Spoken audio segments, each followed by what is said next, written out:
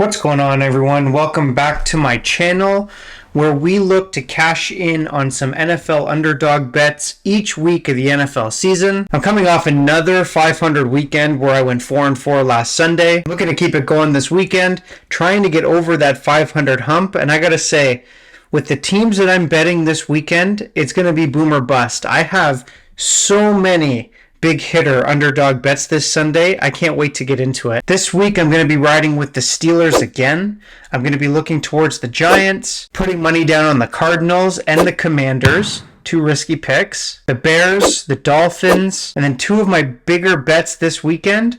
I'm looking at the Packers and I'm looking at the Browns. If you're new to my channel, let me explain how I do things on here. As I go through each bet, I'm going to give you one stat for why I'm betting the way I'm betting. So I got a lot to talk about. Let's start getting into it. So let's start locking in some bets. Let's start with the team that everybody's saying could be the best in the NFL.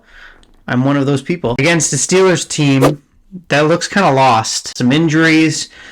Rookie quarterback. Steelers are facing a huge spread in this game. I see it at anywhere from 10.5. I'm actually seeing it at 11 in some books. But it's a big spread, and the Steelers tend to cover big spreads. They covered against the Dolphins last week. Barely, but they did. But I think I just have to hold my nose and keep pounding the Steelers as underdogs. Stat for this game, the Steelers are touchdown underdogs for the fourth straight time. This is something that hasn't been done against Pittsburgh in 40 years. 1991 was the last time that they were 6+ underdogs in 4 straight games. I say they cover against this game against Philly. I'm putting the Steelers at 10.5. I'm going to lock that bet in right now. Let's move on over to the Arizona Cardinals. They are 3.5-point underdogs against the Vikings, and I'm backing Arizona on this play. I'm still a believer in this Cardinals team. They haven't looked great, but they have one thing going for them, and it showed last week against New Orleans. DeAndre Hopkins is back, and this guy's a game changer. Comparing Kyler Murray's record with DeAndre Hopkins compared to without him, completely different teams. He just completely shifts the field in Arizona's favor on offense. The Vikings are coming off a bye. Again, I don't usually like betting against teams who have the bye week. Gives you extra time to prepare. And I'm high on this Vikings team. I picked them as underdog division winners in the North. But Arizona also had a little bit of extra time to prepare too. They played that Thursday night game, so they had basically a week and a half to get ready for this Vikings team. Stat for this game, I'm going to look at the Vikings. Kirk Cousins is 2-5 against the spread coming off a bye. And he's 9-16 straight up, and 7-18 against the spread with extended rest. In fact, if you look at the past 20 years, his 8-17 against the spread mark, he becomes the third least profitable quarterback coming off a bye. Looking even above that, like forget Kirk Cousins, let's just look at the Vikings. Since 2010, they're 3-10 against the spread coming off a bye. I'm playing the trend here. I do like this Arizona team. I'm picking the Arizona Cardinals at 3.5 points, locking that bet in right now. Moving on to probably one of the most least exciting games of Week 8. Commanders are 3-point underdogs against the Colts. This line didn't move at all once the Colts announced that Matt Ryan was being benched for Sam Ehlinger. It goes to show you how much respect Matt Ryan really got as the Colts quarterback.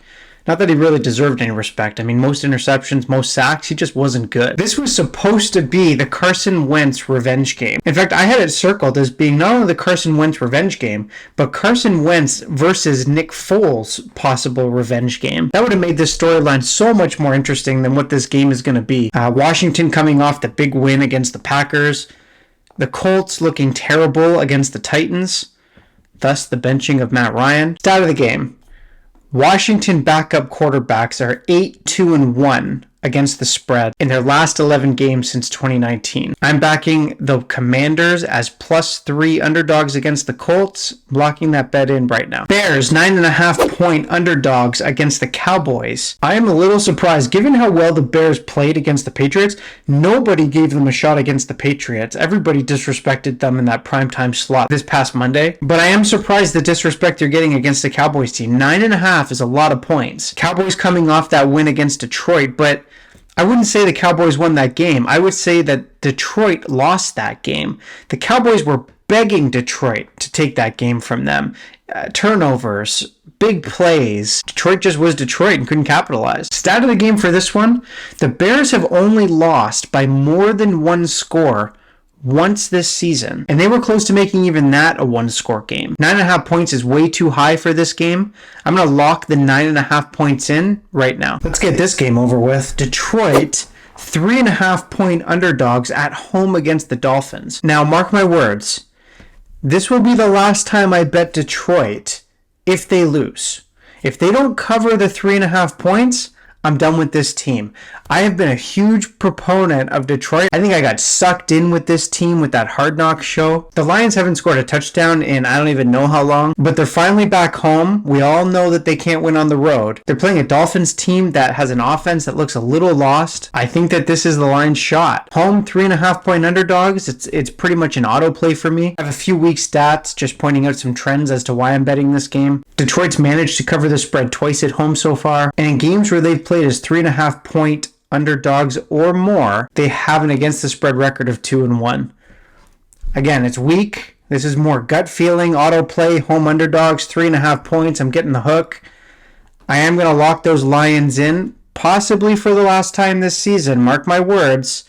Right now. Before we get into the juicier picks this weekend, I'm going to ask everyone out there watching this video to please subscribe to my channel, hit that like button. I'm going to be doing this throughout the NFL season, trying to cash in on some underdog picks. Comment down below if you like my bets, you don't like my bets, you just want to talk some football. I've also linked my other social media in the description box below. I do make daily NFL, MLB, NHL picks. Let's get into some of the more riskier picks and start locking in some bets. Who would have thought at the beginning of the season that one of the best matchups to grace our presence on Sunday would be the New York Football Giants against the Seattle Seahawks? Right now, the Giants are 3-point underdogs going into Seattle. It is the only game in Week 8 to feature two teams with winning records going against each other.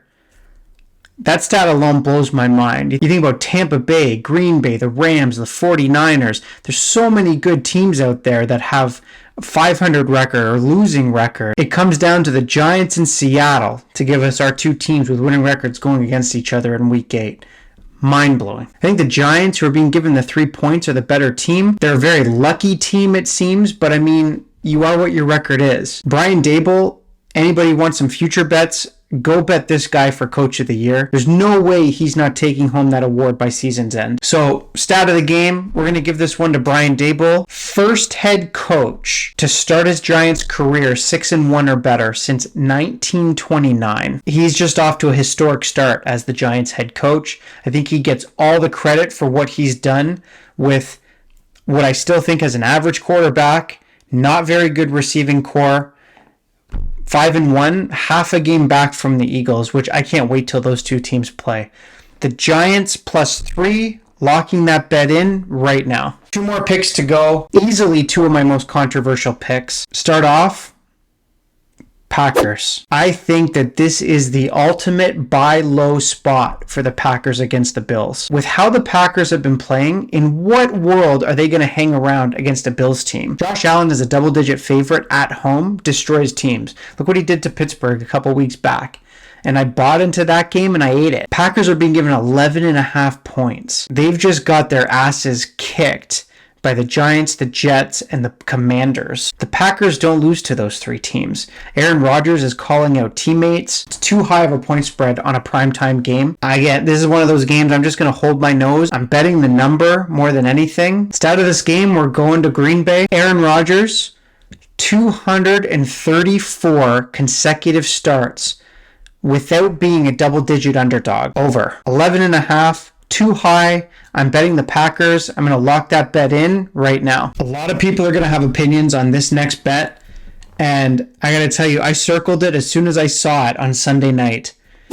Browns being given 3.5 points against the Bengals. Primetime divisional underdog spot. This is another one of those bets where it doesn't matter that it's the Browns. The Browns have looked like probably one of the worst teams in football the past few weeks against a Bengals team that is just rolling over teams. Joe Burrow, absolutely monster game last week against the Falcons. The Bengals are at the ultimate high. The Browns are at the ultimate low. You're giving me 3.5 points as divisional home underdog. The Browns do have one thing going for them. Nick Chubb leads the NFL with 740 rush yards and 8 rushing touchdowns. He's the first Browns player with at least 700 yards and 8 touchdowns on the ground in the first 7 games of the season since Jim Brown in 1963. But that's not even the stat of the game I want to go with.